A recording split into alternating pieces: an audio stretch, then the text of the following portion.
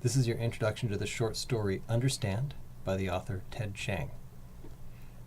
This is a story that all of you will be required to write about, and this is another of your 3-paragraph essays.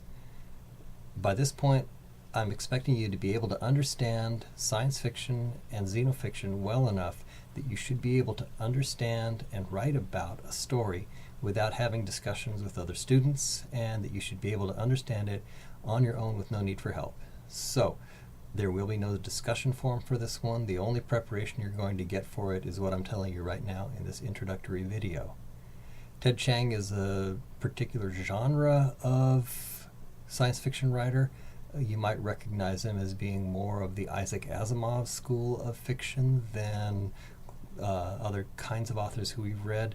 The style that he uses focuses less on action and less on raw, pure science than it does on imagining the limitations of human thought, the limitations of human language, the limitations of mathematics, based on speculation. It's an interesting form of speculative fiction.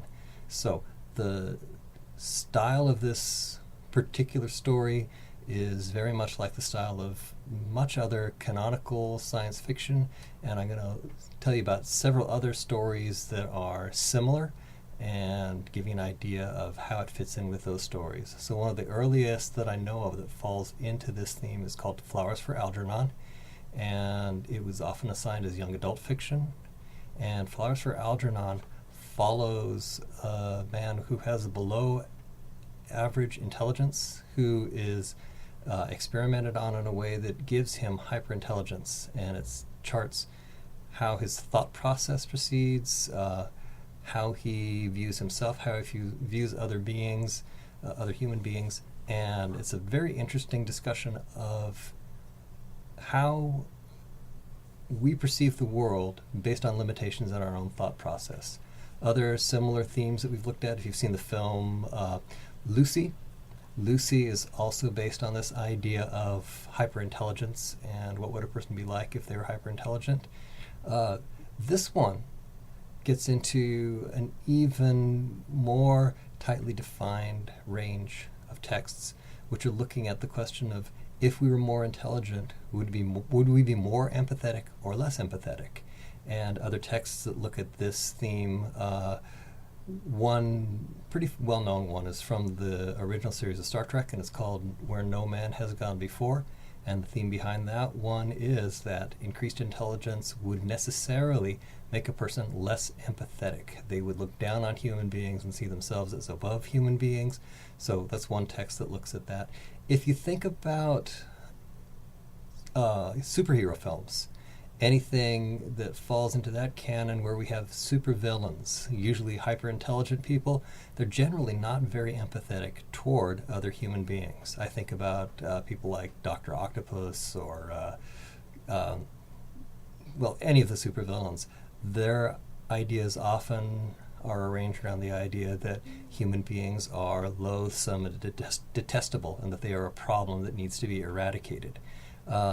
Chiang's story looks at this from a new perspective, and you'll figure it out as you move along through it. Toward the end, there's an interesting twist on the question of whether being hyperintelligent would necessarily make a person less empathetic toward other human beings. Do try to move through and pay attention to some of the more elaborate concepts that he tries to discuss.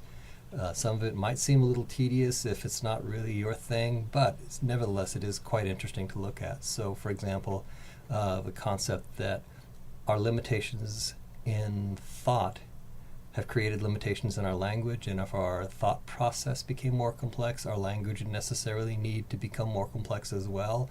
He tries to reimagine mathematics, and if you try to follow along with it, I think you'll get a lot out of it.